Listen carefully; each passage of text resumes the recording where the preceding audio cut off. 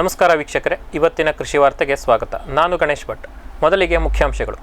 ಚಿತ್ರದುರ್ಗದ ರೈತರಿಗೆ ಸಿಹಿ ಸುದ್ದಿ. ಬೆಂಬಲ ಬೆಲೆ ಯೋಜನೆಯಡಿ ತೊಗರಿ ಮತ್ತು ಕಡಲೆಕಾಳು ಖರೀದಿ. ತೆರಿಗೆಯ ಹೊರೆ ಬ್ರಾಂಡೆಡ್ ಪಂಪ್ಸೆಟ್ಗಳ ವ್ಯಾಪಾರದ ಮೇಲಾಗುತ್ತಿದೆ ಎಂದ ವರದಿ. ಕೃಷಿ, ಇಂಧನ ಮತ್ತು ಔಷಧಗಳ ವಲಯಗಳಲ್ಲಿ ವ್ಯಾಪಾರದ ಬಗ್ಗೆ ಮಾತುಕತೆ ನಡೆಸಿದ ಭಾರತ ಮತ್ತು ಮಯನ್ಮಾರ್. ಹಳದಿ ಬಟಾಣಿಯ ಆಮದು ರಹಿತ ತೆರಿಗೆಯನ್ನು ಮುಂದುವರಿಸುವುದಿಲ್ಲ, ಕೇಂದ್ರ ಸರ್ಕಾರದಿಂದ ಸ್ಪಷ್ಟನೆ. ಆಂಧ್ರ ಮತ್ತು ಮಹಾರಾಷ್ಟ್ರದಲ್ಲಿ ಕಾಣಿಸಿಕೊಂಡ ಹಕ್ಕಿ ಜ್ವರ. ಕರ್ನಾಟಕದವರು ಭಯಪಡುವ ಅಗತ್ಯ ಇಲ್ಲ. ಪಾಕಿಸ್ತಾನದ ಪಂಜಾಬ್ ಪ್ರಾಂತ್ಯದಲ್ಲಿ ಪಾತಾಳಕ್ಕಿಳಿದ ಅಂತರ್ಜಲ. ಭಾರತದ ಭವಿಷ್ಯವು ಇದೇ ತರಹ ಇರಲಿದೆ ಎಂದ ತಜ್ಞರು. ಇದೀಗ ವಾರ್ತೆಗಳ ವಿವರ. ಚಿತ್ರದುರ್ಗದ ರೈತರಿಗೆ ಸಿಹಿ ಸುದ್ದಿ. ಬೆಂಬಲ ಬೆಲೆ ಯೋಜನೆಯಡಿ ತೊಗರಿ ಮತ್ತು ಕಡಲೆಕಾಳು ಖರೀದಿ. ಚಿತ್ರದುರ್ಗ ಜಿಲ್ಲೆಯ ರೈತರಿಂದ ಕೇಂದ್ರದ ಕನಿಷ್ಠ ಬೆಂಬಲ ಬೆಲೆ ಯೋಜನೆಯಡಿಯಲ್ಲಿ ತೊಗರಿ ಮತ್ತು ಕಡಲೆಕಾಳನ್ನು ಖರೀದಿ ಮಾಡಲಾಗುತ್ತದೆ. NCCFನ ಆದೇಶದಂತೆ ಕರ್ನಾಟಕ ರಾಜ್ಯ ಸಹಕಾರ ಮಾರಾಟ ಮಂಡಳಿಯವರು ಖರೀದಿ ಪ್ರಕ್ರಿಯೆಯನ್ನು ಆರಂಭಿಸಲಿದ್ದಾರೆ. ಇವತ್ತಿನಿಂದಲೇ ನೋಂದಣಿ ಪ್ರಕ್ರಿಯೆ ಪ್ರಾರಂಭ.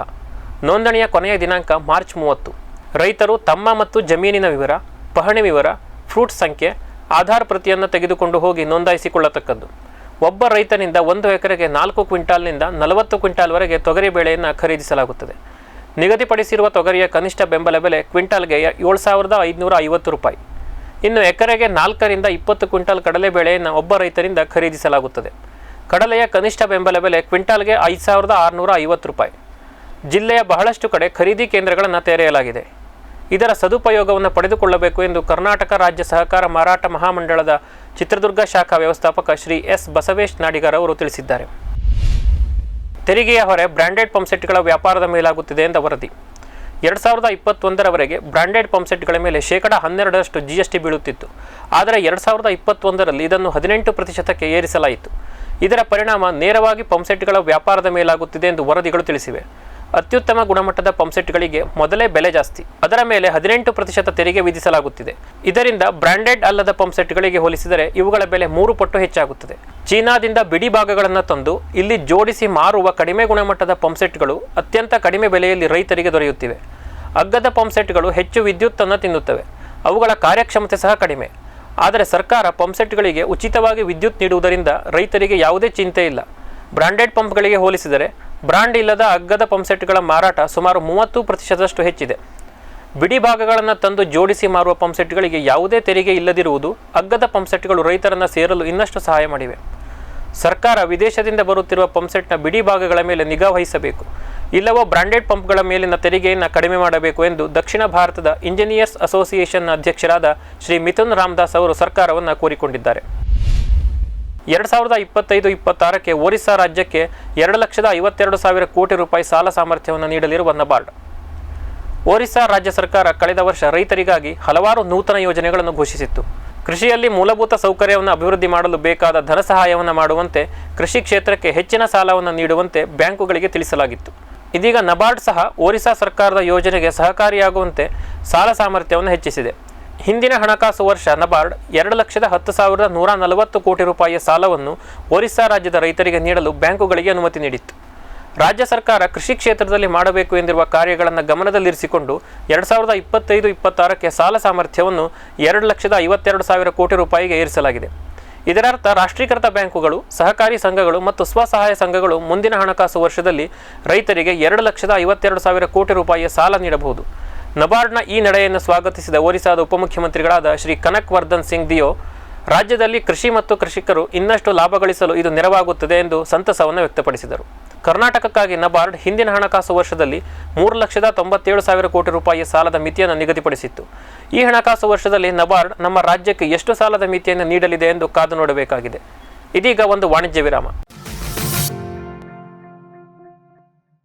ಬ್ಯಾರಿಕ್ ಸೆಂಟರ್ ಫೆರ್ಮೋನ್ ಟ್ರಾಪ್ಸ್ನೊಂದಿಗೆ ರೇನೋಸಾರಸ್ ದುಂಬಿ ಮತ್ತು ಕೆಂಪು ಮೂತಿ ಹುಳುಗಳಿಂದ ತೆಂಗು, ತಾಳೆ, ಅಡಿಕೆ ಮರಗಳ ಸಂರಕ್ಷಣೆ. ತರಕಾರಿ ಮತ್ತು ಹಣ್ಣಿನ ಬೆಳೆಗಳಲ್ಲಿ ಹಣ್ಣಿನ ನೊಣಗಳ ನಿಯಂತ್ರಣಕ್ಕೆ ಬ್ಯಾರಿಕ್ ಸ್ಕ್ಯಾಚ್ ಫ್ರೂಟ್ ಫ್ಲೈ ಹಾಗೂ ವೆಜಿಟೇಬಲ್ ಫ್ಲೈ ಟ್ರ್ಯಾಪ್. ರಸ ಹೀರುವ ಕೀಟಗಳನ್ನು ಹಿಡಿಯಲು ಬಣ್ಣದ ಕ್ರೋಮ್ಯಾಟಿಕ್ ಸ್ಟಿಕ್ಕಿ ಟ್ರ್ಯಾಪ್ಸ್. ಪೇಟೆಂಟ್ ಹೊಂದಿದ ತಂತ್ರಜ್ಞಾನ, ದೀರ್ಘಕಾಲದವರೆಗೂ ಬಾಳಿಕೆ. ಕೀಟನಾಶಕಗಳಿಗೆ ಪರ್ಯಾಯ, ಪರಿಸರಕ್ಕೆ ಪೂರಕ. ಸುಸ್ಥಿರ ಸಾವಯವ ಕೃಷಿಗಾಗಿ ಬ್ಯಾರಿಕ್ಸ್. ಗಿಳಿ, ನವಿಲು, ಕಾಗೆ, ಮೈನಾ ಮುಂತಾದ ಹಕ್ಕಿಗಳ ಉಪಟಳ ಹಣ್ಣು, ಕಾಳು, ಧಾನ್ಯದ ಬೆಳೆಗಳಲ್ಲಿ ಮಿತಿ ಮೀರಿದೆ. ತಮಟೆ, ಪಟಾಕಿ, ಕೂಗು, ರಿಬ್ಬನ್ ಇದೀಗ ಕೆಲಸ ಮಾಡುತ್ತಿಲ್ಲ. ಹಕ್ಕಿ ಬೆದರಿಸಿ ಓಡಿಸಲು ಬಂದಿರುವ ವೈಜ್ಞಾನಿಕ ಉಪಾಯ ಗ್ರೆಸ್ ಇಕೋ ಸೈನ್ಸಸ್ನವರ ಜೈವಿಕ ಧ್ವನಿ ತಂತ್ರಜ್ಞಾನ. ಅತ್ಯಲ್ಪ ಖರ್ಚಿನಲ್ಲಿ ಸುಸ್ಥಿರ ಪರಿಹಾರ, ದೀರ್ಘಕಾಲ ಪರಿಣಾಮಕಾರಿ. ದಾಳಿಂಬೆ, ಸೀಬೆ, ಮಾವು, ಚಿಕ್ಕು ಇತ್ಯಾದಿಗಳನ್ನು ಪ್ರಾಣಿ ಪಕ್ಷಿಗಳಿಂದ ರಕ್ಷಿಸಿಕೊಳ್ಳಿ. ಗ್ರೆಸ್ ಎಕೋ ಸೈನ್ಸಸ್. ದಿಲೀಪ್ ಕುಮಾರ್ ಅವರ ಸ್ಟಾರ್ ಇಂಡಸ್ಟ್ರೀಸ್. ಒಣ ಚಾಲಿ ಅಡಿಕೆ ಸುಲಿಯುವುದು ಈಗ ಹಿಂದೆಂದಿಗಿಂತ ಸುಲಭ ಅಗ್ಗ. ಸ್ವಚ್ಛ ಸುಲಿತ ಅಡಿಕೆಗೆ ಹಾನಿ ಕಡಿಮೆ. 14 ವರ್ಷಗಳಿಂದ ಮಲೆನಾಡಲ್ಲಿ ಜನಪ್ರಿಯ. ಗಂಟೆಗೆ 40 ರಿಂದ 350 ಕಿಲೋಗ್ರಾಂ ಸುಲಿಯುವ ಮಾದರಿಗಳು ತೋಟಗಾರಿಕೆ ಇಲಾಖೆಯಿಂದ subsidy. Star mini rice mill ಗಂಟೆಗೆ 5 ರಿಂದ 10 ಕ್ವಿಂಟಾಲ್ ಮಿಲ್ಲಿಂಗ್ ಕೃಷಿ ಇಲಾಖೆಯಿಂದ ಸಬ್ಸಿಡಿ. ಸ್ಟಾರ್ ರೊಟ್ಟಿ ಮಾಡುವ ಯಂತ್ರ, ಸಿಂಗಲ್ ಫೇಸ್ ಮನೆ ವಿದ್ಯುತ್ ಗಂಟೆಗೆ 120 ರಿಂದ 500 ರೊಟ್ಟಿ ಸಿದ್ಧ. Star Associated Industries, Belagavi. ಮಂಗ, ಹಂದಿ, ಕಾಡೆಮ್ಮೆ, ಜಿಂಕೆ, ಆನೆ ಮುಂತಾದ ವನ್ಯಪ್ರಾಣಿಗಳ ಕಾಟದಿಂದ ಬೇಸತ್ತಿದ್ದೀರಾ? ಚಿಂತಿಸಬೇಡಿ. ಗ್ರಾಸ್ ಎಕೋ ಸೈನ್ಸಸ್ ಅವರ ಜೈವಿಕ ಧ್ವನಿ ತಂತ್ರಜ್ಞಾನ ನಿಮ್ಮ ನೆರವಿಗಿದೆ. ಕಾಫಿ, ಕೋಕೋ, ತೆಂಗು, ಅಡಿಕೆ, ದಾಳಿಂಬೆ, ಬಾಳೆ, ಹೂ, ಹಣ್ಣು, ತರಕಾರಿ, ಭತ್ತ, ಕಬ್ಬು ಬೆಳೆ ಸಂರಕ್ಷಿಸಿ. ಅಂತಾರಾಷ್ಟ್ರೀಯ ತಂತ್ರಜ್ಞಾನ, ಕೈಗೆಟುಕುವ ಬೆಲೆ. ಏರ್ಪೋರ್ಟ್ ಅಳವಡಿಸಿದ ತಂತ್ರಜ್ಞಾನ ಈಗ ನಿಮ್ಮ ತೋಟ ರಕ್ಷಣೆಗೆ. Grass eco sciences. Dilip Kumar ರವರ ಸ್ಟಾರ್ ಇಂಡಸ್ಟ್ರೀಸ್ನ ತೆಂಗಿನಕಾಯಿ ಸುಲಿಯುವ ಯಂತ್ರ ಯಾವುದೇ ಗಾತ್ರದ ಹಸಿ ಅಥವಾ ಒಣಗಿದ ಕಾಯಿ ಸುಲಿಯಬಲ್ಲದು. ಸ್ವಚ್ಛ ಸುಲಿತ, ಕಾಯಿಗೆ ಹಾನಿ ಗರಿಷ್ಠ 2% ಮಾತ್ರ. ಜುಟ್ಟು ಉಳಿಸುತ್ತದೆ. 2 ಅಥವಾ 3 HP ಸಿಂಗಲ್ ಫೇಸ್ ವಿದ್ಯುತ್. ಗಂಟೆಗೆ 200 ರಿಂದ 600 ಕಾಯಿ ಸುಲಿತ. ತೋಟಗಾರಿಕೆ ಇಲಾಖೆಯಿಂದ ಸಬ್ಸಿಡಿ. ಸ್ಟಾರ್ ಎಣ್ಣೆ ತೆಗೆಯುವ ಯಂತ್ರ, ಎಕ್ಸ್ಪೆಲ್ಲರ್ ಮತ್ತು ಕೋಲ್ಡ್ ಪ್ರೆಸ್ ರೋಟರಿ ಕಟ್ಟಿಗೆ ಗಾಣ ಮಾದರಿಗಳು. ಸ್ಟಾರ್ ಒಣಮೆಣಸು, ಸಾಂಬಾರ್ ಪುಡಿ ಮಾಡುವ ಯಂತ್ರ ವಿವಿಧ ಗಾತ್ರ ಮತ್ತು ಶ್ರೇಣಿಗಳಲ್ಲಿ. Star Associated Industries, Belagavi.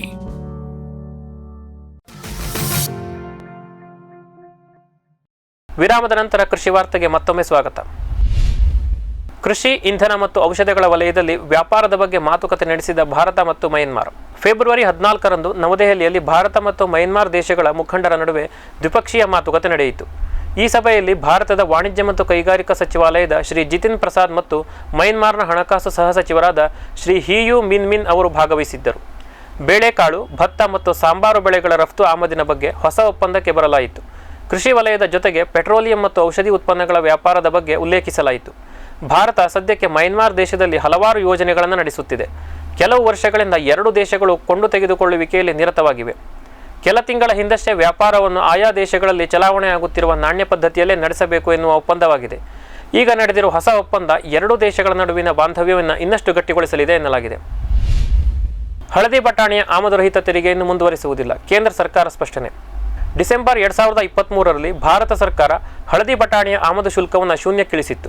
ದೇಶೀಯ ಮಾರುಕಟ್ಟೆಯಲ್ಲಿ ಬೇಳೆಕಾಳುಗಳ ಹೆಚ್ಚಾದ ಬೇಡಿಕೆಯಿಂದ ಈ ನಿರ್ಧಾರಕ್ಕೆ ಬರಲಾಗಿತ್ತು. ಪರಿಸ್ಥಿತಿ ಸುಧಾರಿಸಿದ ಹಿನ್ನೆಲೆಯಲ್ಲಿ ಶೂನ್ಯ ಸುಂಕ ಆಮದಿನ ಅವಧಿಯನ್ನು ಮತ್ತು 3 ಬಾರಿ ವಿಸ್ತರಿಸಲಾಗಿತ್ತು. ಈ ತಿಂಗಳ ಅಂತ್ಯಕ್ಕೆ ಅಂದರೆ ಫೆಬ್ರವರಿ 28ಕ್ಕೆ ಶೂನ್ಯ ಆಮದು ಸುಂಕದ ಅವಧಿಯು ಮುಕ್ತಾಯವಾಗುತ್ತದೆ. ಅಂದರೆ ಮಾರ್ಚ್ 1ರಿಂದ ವಿದೇಶದಿಂದ ಹಳದಿ ಬಟಾಣಿಯನ್ನು ತರಬೇಕು ಎಂದರೆ ಆಮದು ಸುಂಕವನ್ನು ಕಟ್ಟಬೇಕು.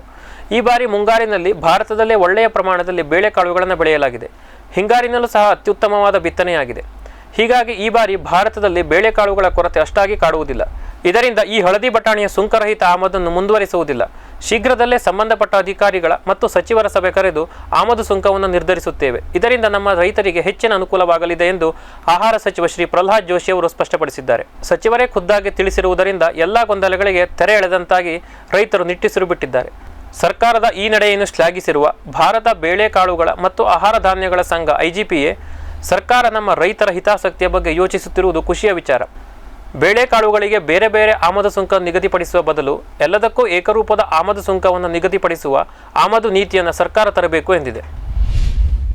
ಆಂಧ್ರ ಮತ್ತು ಮಹಾರಾಷ್ಟ್ರದಲ್ಲಿ ಕಾಣಿಸಿಕೊಂಡ ಹಕ್ಕಿ ಜ್ವರ. ಕರ್ನಾಟಕದವರು ಭಯಪಡುವ ಅಗತ್ಯ ಇಲ್ಲ ಎಂದು ಸ್ಪಷ್ಟಪಡಿಸಿದ ಪಶು ಆರೋಗ್ಯ ಇಲಾಖೆ. ಪಕ್ಕದ ರಾಜ್ಯಗಳಾದ ಆಂಧ್ರಪ್ರದೇಶ ಮತ್ತು ಮಹಾರಾಷ್ಟ್ರದ ಕೋಳಿ ಸಾಕಾಣಿಕೆ ಕೇಂದ್ರಗಳಲ್ಲಿ ಹಕ್ಕಿ ಜ್ವರ ಕಾಣಿಸಿಕೊಂಡಿದೆ.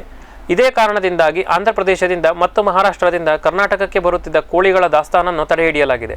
ಸಾವಿರಾರು ಕೋಳಿಗಳನ್ನು ಹೊತ್ತು ತರುತ್ತಿದ್ದ ಟ್ರಕ್ಗಳನ್ನು ಆಂಧ್ರ ಮತ್ತು ಮಹಾರಾಷ್ಟ್ರದ ಗಡಿಯಿಂದ ಅಧಿಕಾರಿಗಳು ವಾಪಸ್ ಕಳಿಸುತ್ತಿದ್ದಾರೆ. ಹಕ್ಕಿ ಜ್ವರದ ಭೀತಿಯ ಹಿನ್ನೆಲೆಯಲ್ಲಿ ಕೋಳಿ ಮಾಂಸದ ಬೇಡಿಕೆ ಮತ್ತು ಬೆಲೆ ಕುಸಿದಿದೆ. ಈಗಾಗಲೇ ಕೋಳಿ ಮಾಂಸದ ಧಾರಣೆ 30% ಕಡಿಮೆ ಆಗಿದ್ದರಿಂದ ಮಾರಾಟಗಾರರು ಚಿಂತಿತರಾಗಿದ್ದಾರೆ. ಕರ್ನಾಟಕದಲ್ಲಿ ಸದ್ಯಕ್ಕೆ ಹಕ್ಕಿ ಜ್ವರ ಕಾಣಿಸಿಕೊಂಡಿಲ್ಲವಾದ್ದರಿಂದ ಯಾವುದೇ ಭೀತಿ ಇಲ್ಲ. ಆದರೂ ಆಂಧ್ರಪ್ರದೇಶ ಮತ್ತು ಮಹಾರಾಷ್ಟ್ರದ ಗಡಿರೇಖೆಗೆ ಹತ್ತಿರದಲ್ಲಿರುವ ಜಿಲ್ಲೆಗಳಾದ ಬೀದರ್, ಕಲಬುರಗಿ, ಕೊಪ್ಪಳ, ರಾಯಚೂರು, ಬಳ್ಳಾರಿ, ಚಿತ್ರದುರ್ಗ, ತುಮಕೂರು, ಚಿಕ್ಕಬಳ್ಳಾಪುರ, ಬೆಳಗಾವಿ ಮತ್ತು ವಿಜಯಪುರದ ಕೋಳಿ ವ್ಯಾಪಾರಸ್ಥರು ತುಸು ಮುನ್ನೆಚ್ಚರಿಕೆ ವಹಿಸಬೇಕು. ಇನ್ನು ಬೆಂಗಳೂರಿನ ಮಟ್ಟಿಗೆ ಹೇಳುವುದಾದರೆ ರಂಗನತಿಟ್ಟು, ನೆಲಮಂಗಲ ಮುಂತಾದ ಕಡೆಗಳಲ್ಲಿ ಯಥೇಚ್ಛವಾಗಿ ಕೋಳಿ ಫಾರ್ಮ್ಗಳಿವೆ. ಕರ್ನಾಟಕದ ತಳಿಗಳನ್ನು ಇಲ್ಲಿಯೇ ಬೆಳೆಸಲಾಗುತ್ತದೆ. ಇದಲ್ಲದೆ ತಮಿಳುನಾಡು ಮೂಲದ ಸುಗುಣ ಮುಂತಾದ ಕಂಪನಿಗಳು ಮರಿಗಳನ್ನು ಕೋಳಿ ಮಾಂಸ ಮಾರಾಟಗಾರರಿಗೆ ಸರಬರಾಜು ಮಾಡುತ್ತವೆ. ಕೋಳಿ ಮಾಂಸ ಮಾರಾಟಗಾರರು ಆ ಮರಿಗಳನ್ನು ಸಾಕಿ ಅವುಗಳು ಬೆಳೆದಾದ ಮೇಲೆ ಮಾಂಸವನ್ನು ಮಾರಾಟಕ್ಕೆ ಕೊಡುತ್ತಾರೆ. ಹೊರ ರಾಜ್ಯದಿಂದ ಕೋಳಿಗಳನ್ನಾಗಲಿ ಅಥವಾ ಮಾಂಸವನ್ನಾಗಲಿ ತರುವ ರೂಢಿ ಇಲ್ಲ. ಹಾಗಾಗಿ ಬೆಂಗಳೂರಿಗೆ ಸದ್ಯದ ಮಟ್ಟಿಗೆ ಹಕ್ಕಿ ಜ್ವರದ ಭೀತಿ ಇಲ್ಲ. ಪಾಕಿಸ್ತಾನದ ಪಂಜಾಬ್ ಪ್ರಾಂತ್ಯದಲ್ಲಿ ಪಾತಾಳಕ್ಕಿಳಿದ ಅಂತರ್ಜಲ. ಭಾರತದ ಭವಿಷ್ಯವೂ ಸಹ ಇದೇ ಥರ ಇರಲಿದೆ ಎಂದ ತಜ್ಞರು. ಸಿಂಧು, ಸಟ್ಲೇಜ್, ರವಿ ಸೇರಿದಂತೆ ಹಲವಾರು ನದಿಗಳು ಹರಿಯುವ ಜಾಗ ಪಂಜಾಬ್. ವಿಭಜನೆಗೂ ಮುನ್ನ ಪಂಜಾಬ್ ಪ್ರಾಂತ್ಯವನ್ನು ಭಾರತದ ಧಾನ್ಯಗಳ ಕಣಜ ಎಂದು ಕರೆಯಲಾಗುತ್ತಿತ್ತು. ಭಾರತದಿಂದ ಪಾಕಿಸ್ತಾನ ಬೇರ್ಪಟ್ಟ ನಂತರ ಪಂಜಾಬ್ ಪ್ರಾಂತ್ಯ ಸಹ ಇಬ್ಬಾಗವಾಯಿತು. ಎರಡೂ ಕಡೆಯ ಭಾಗದಲ್ಲಿ ಅತ್ಯುತ್ತಮವಾಗಿ ಕೃಷಿ ಮಾಡಲಾಗುತ್ತಿತ್ತು. ಪಂಚನದಿಗಳ ನಾಡು ಪಂಜಾಬ್. ನದಿಯು ಹಿಮಾಲಯದ ಭಾಗದಿಂದ ತಂದು ಶೇಖರಿಸುವ ಫಲವತ್ತಾದ ಮಣ್ಣು, ವರ್ಷದ 3 ಹಂಗಾಮಿನಲ್ಲೂ ಇರುವ ನೀರಿನ ಲಭ್ಯತೆಯಿಂದ ಎರಡೂ ದೇಶದ ಪಂಜಾಬ್ ಪ್ರಾಂತ್ಯದಲ್ಲಿ ಕೃಷಿ ವ್ಯಾಪಕವಾಗಿ ನಡೆದಿತ್ತು. ಪಾಕಿಸ್ತಾನದ ಪಂಜಾಬ್ ಭಾಗವನ್ನು ದೇಶದ ಬ್ರೆಡ್ ಬಾಸ್ಕೆಟ್ ಎಂದು ಕರೆಯುತ್ತಾರೆ. ಆದರೆ ಮಿತಿಮೀರಿ ಕೊಳವೆ ಬಾವಿ ಕೊರೆದು ನೀರನ್ನು ಉಪಯೋಗಿಸಿದ್ದರ ಪರಿಣಾಮ ಅಂತರ್ಜಲ ಬಸಿದು ಇವತ್ತು ಪಾಕಿಸ್ತಾನದ ಪಂಜಾಬ್ನ ಕೃಷಿ ಜಮೀನುಗಳು ಬರಡಾಗುವ ಸ್ಥಿತಿಗೆ ತಲುಪಿವೆ. ಫಲವತ್ತಾದ ಕೃಷಿ ಜಮೀನುಗಳಲ್ಲಿ ಬೆಳೆದ ಗೋಧಿ ಇವತ್ತು ಬರಗಾಲದಿಂದ ಒಣಗುತ್ತಿದೆ. ಪಾಕಿಸ್ತಾನದ ಹವಾಮಾನ ಇಲಾಖೆಯ ಅಂಕಿಅಂಶದಂತೆ ಸೆಪ್ಟೆಂಬರ್ 2024ರಿಂದ 2025ರ ಜನವರಿಯ ತನಕ ಪಂಜಾಬ್ ಭಾಗದಲ್ಲಿ 40% ಕಡಿಮೆ ಮಳೆಯಾಗಿದೆ. ಇದರಿಂದ ಕೊಳವೆ ಬಾವಿಗಳು ಬರಿದಾಗಿದ್ದು ರೈತರ ಬೆಳೆ ಒಣಗಿದೆ. ದೇಶದಲ್ಲಿ ಬರ ಬೀಳುತ್ತಿರುವುದು ಇದೇ ಮೊದಲಲ್ಲ. ಆದರೆ ಪಂಜಾಬ್ನಲ್ಲಿ ಇಷ್ಟೊಂದು ಕೊಳವೆ ಬಾವಿಗಳು ಕೈಕೊಡುತ್ತಿರುವುದು ಹೊಸದು. ಆ ಭಾಗದಲ್ಲಿ ಅಂತರ್ಜಲ ಕಳೆದ ಕೆಲ ವರ್ಷಗಳಿಂದ ಅಪಾಯಕಾರಿ ಮಟ್ಟದಲ್ಲಿ ಕುಸಿಯುತ್ತಲೇ ಇದೆ.